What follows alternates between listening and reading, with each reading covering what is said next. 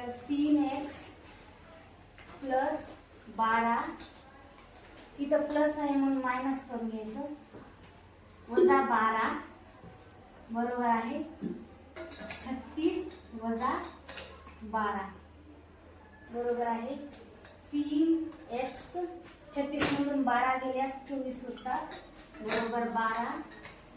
वरचे ते 12 कॅन्सल कर, वरच्या स्टेपचे. हां 12 12. हे कटले 24 होतात 36 मधून 12 गेल्यावर. आता याचा भागाकार करून घ्यायचा, 3 मधून 3 1 3 हे कटले, 3 8 24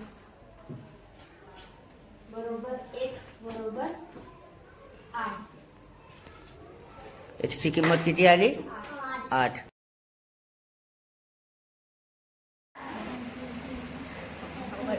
3x वजा 6 चे अधिक 6 बरोबर 12 अधिक 6. 3x 6 6 कटले, 12 6 18